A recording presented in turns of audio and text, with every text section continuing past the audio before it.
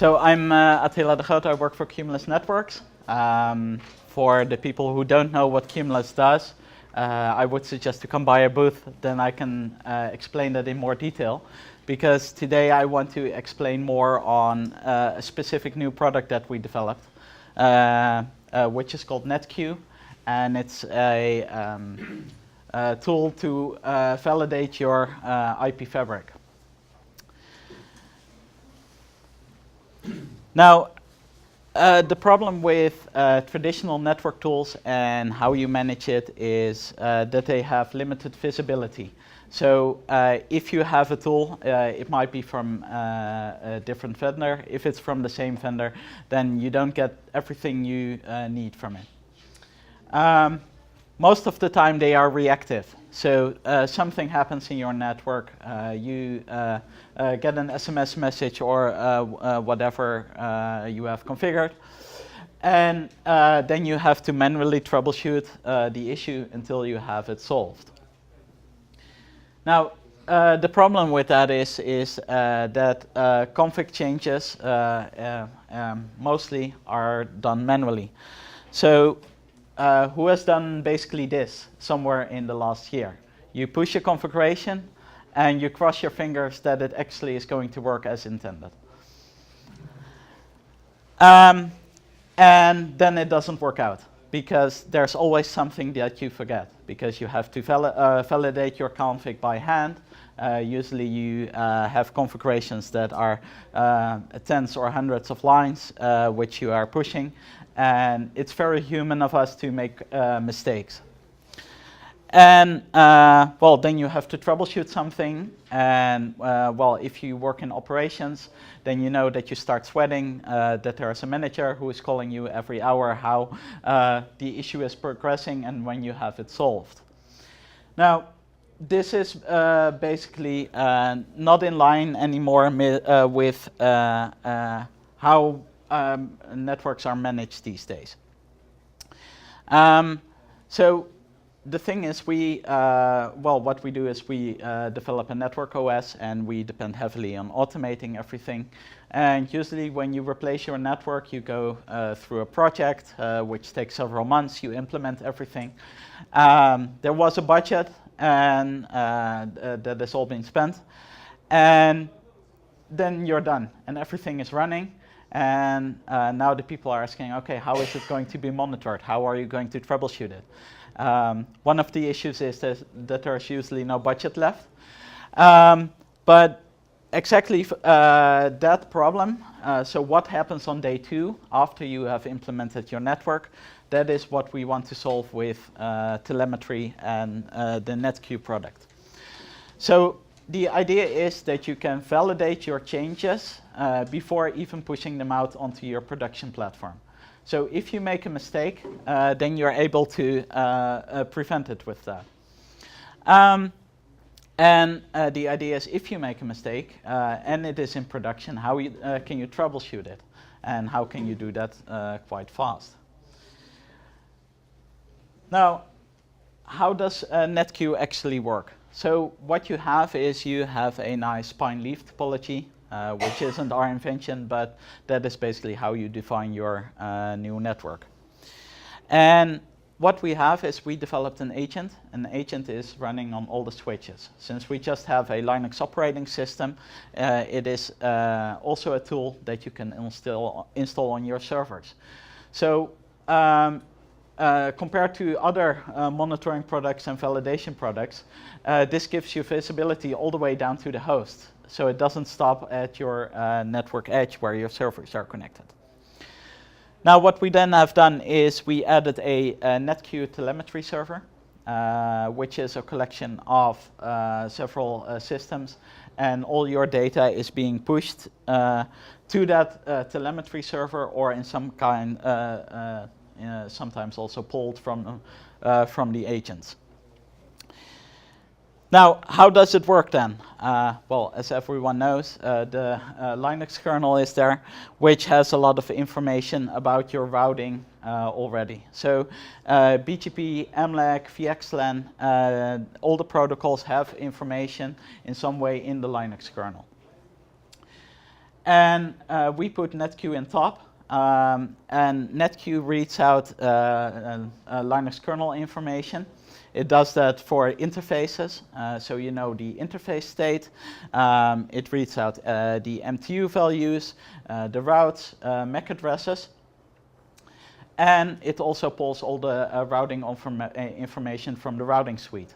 So in this case, we use free-range routing, a fork of Quagga, where we are one of the contributors of. And it will get you all the information from your routing protocol, BGP, OSPF. So you can actually use this. Now, what it does is it sends all that data to the telemetry server. And the telemetry server is a Redis database. So it is quite scalable. It is sent directly into memory. And if you have questions about scalability, it keeps around 30 days of values in memory depending on your network size. Now, same holds for OSPF neighbor changes. And also if routes, MAC addresses are either added or removed. Now, that means that because it logs all the state changes in the database, that means that you also can look back in time. So one thing that happens quite often if you're in operations, you're at your desk and someone comes to you and says, okay, between 4 and 6 a.m. there was an issue with the network. And that's basically the only information that you get. Here, go fix it. Now, with this tool, the idea is, okay, you log in, you see what are the errors or what was the state between 4 and 6 a.m. this morning. And it will give you, okay, the BGP session was down, there were link errors, or etc. And that saves you a lot of time so that you don't have to go through all the syslog messages and perhaps through servers where that didn't have an NTP server, so you don't have any exact values in time as well. Now, what we did is, on top of the Redis database, we have built an analysis engine. Because having values in the database is one, but you also want to correlate those values. Because you want to know more information. If you have routes on several places in your network, you want to have a total route, which I'm going to show in the demo at the end. Now, what you can see then, also from each device, is you can get information from IPs, OSs. So you have real-time information on what are the serial numbers of your optics, are your licenses okay, etc. And that gives you more information than keeping it manually, and you can get it all. Now also, if you run networks, it's not always the same department as the DNS guys or the system guys. And sometimes that can be an issue because you want to add that route or you want to change the host name, etc. Now, resolving has been done because you have all that data as well from all the systems. So you don't really need to depend your troubleshooting on DNS server because, well, organization issues are one, but there could also be something wrong with the DNS server itself, which is a chicken and the egg story. Now, debugging and troubleshooting is one, but you also like to get a notification if there's something wrong with your production platform. I can understand that you don't want that message at 4 a.m. in the morning, but either way, you do want to have a notification. So what we did is we built integration with a lot of tools that are already out there. So if you want to get your messages in Slack or in PagerDuty, then you can do that as well. And they are quite simple, that I'll show you in the demo. Now, what I'm going to do is I'm going to do a demo of the application. And I'm going to do that on a reference topology. So if you're not familiar with Cumulus, what you can do is, since we are a Linux operating system, you can also virtualize it. And what we've done is we have made a standard topology that we can use for all types of demos, for validation. Because with Vagrant, you can attach the VMs to each other and you can basically test everything. The only thing that you don't have is hardware forwarding, but for testing protocols, etc., that's not an issue. And one of the things that I started out with is that you can prevent issues. Now, this reference topology might be similar to your production environment, but what we also have is we can generate a topology. So if you have a diagram with the exact port numbers and etc., we can make a complete virtual topology. And that means that you have a copy of your production environment running on one of your servers, where you can push your change first before actually pushing it into production. And if you have netqueue running there, you have automatic checking before pushing that, which should prevent an issue. Now, let me go to the demo.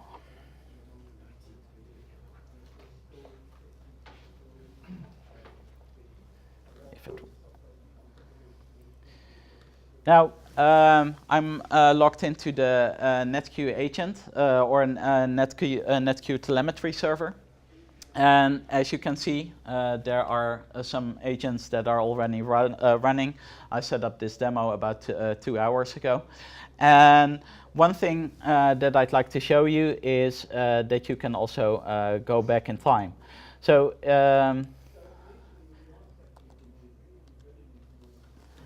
you see that there are a number of changes because it rebooted during the provisioning of this topology. And you can also see when it connected for the last time. Now, the thing is that you don't really want to log into a specific host. You want to get that information at all the places in your network at the same time. So what we did is that netqueue agent that is installed can give you exactly the same information wherever you are. So if I want to do it on one of the leaf switches where I'm logged in, then I can do exactly the same, and you get exactly the same information. Now it seems that my resolution is a bit changed. One moment.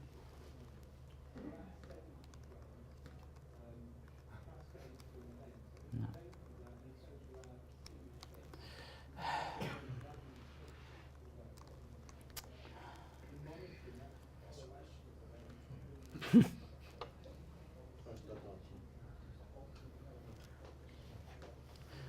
So there was an entire discussion on do we keep it 80 characters long or do we go to 120? But that's a discussion that you have with engineers.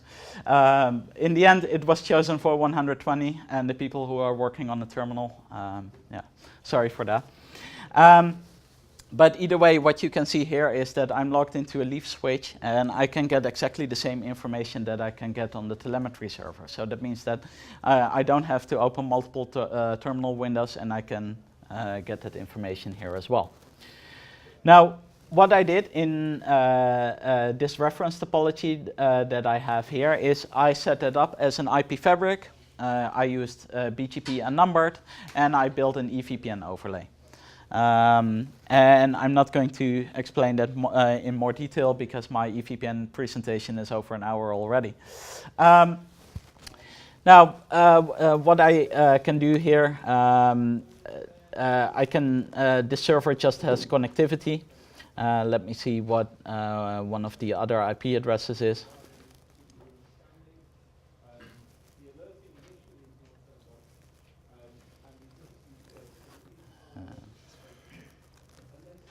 Now this is itself, so if I'm logging into server 01, then I can just ping that same server in that subnet while it's going over the overlay network. Now, one thing that I'd like to know is, okay, what routes are available in the network, and what can I actually see from there?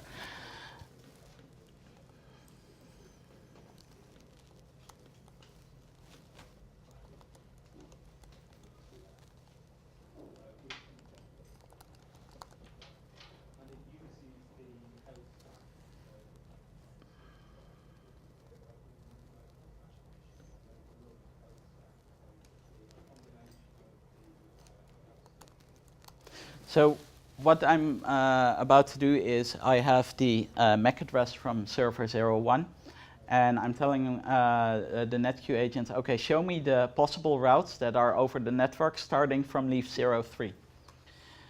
And of course that doesn't work at the moment that I want to show it.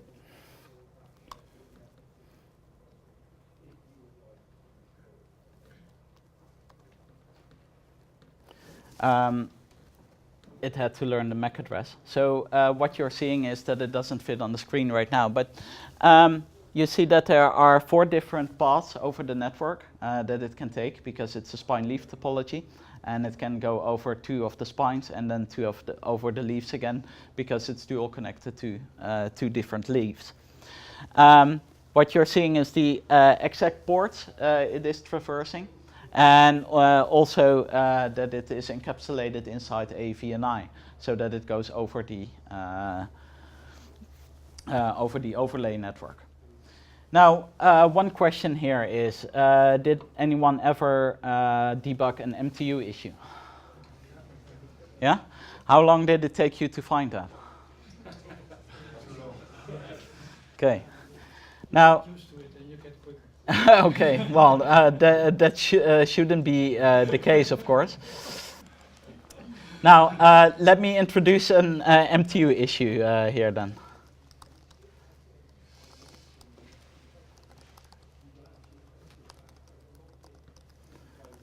Now, I make a small typo here, 1800 instead of 1500.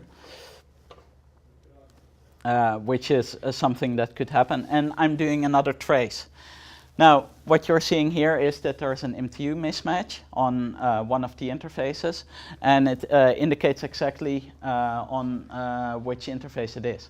So if you have to look for it, I think this is much faster than going box by box, checking each interface on all the possible routes in your network. Now, these are a few things that I can just show you. As I said, what we have is we have a lot of check commands. So in this case, you say, okay, check all my BGP sessions, or check CLAG, which is our version of MLAG, and you see that all your MLAG sessions are up. Now, obviously, you don't want to scrape this output from the CLI here, so you want to have it more automated and integrated in perhaps other tools that are notifying you. So every show or check output can also be in JSON, which should be much more easier to interpret. Now, let me go back to the presentation.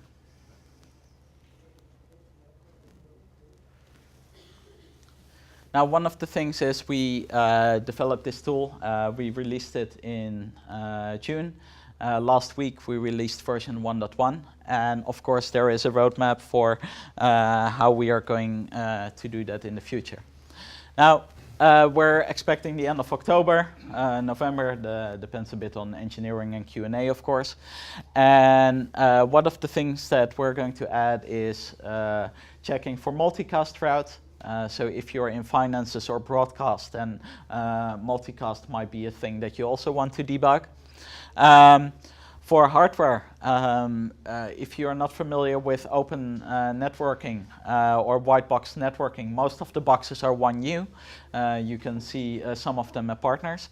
One thing that we added over the last year is support for the Facebook backpack, which is a chassis opened by Facebook, and it's 128 ports of 100 gig. And also the EdgeCore chassis, which has 265 or 512 100 gig ports. Now, we're also working on a user interface, a web GUI, but the first step that we're going to do is add a RESTful API. And of course, more third-party integration. Now, one of the things that we already done is we have integration with Docker and Swarm. this might be the wrong audience there because we're at an OpenStack conference, but containers are getting a lot of traction. So that means that we will continue with container integration. And one of the things that you see in December probably is that we also add support for KVM, which means that if you have the agent running on top of a OpenStack hypervisor, you can also do traces for VMs. So where are your VMs? How are they connected? And do troubleshooting all the way down to the VM. Now, with this, I'd like to end the presentation. If there are any specific questions, then I'd be happy to help them. And you need to run Cumulus Linux below it? Yeah, correct. So it's not possible to run it on Arista switch or a Juniper switch or something like that? No, unfortunately not. And the main reason is that they don't use the kernel to actually do their routing information. So we use all the functionality in the kernel by itself. And if you look at Arista OS or NXOS or Juniper, they have applications running in user space that do all the handling of the traffic. Thank you. Okay. Well, it seems that I'm a few minutes early. But if you have any other questions, then yeah. Feel free to ask me afterwards. Thank you.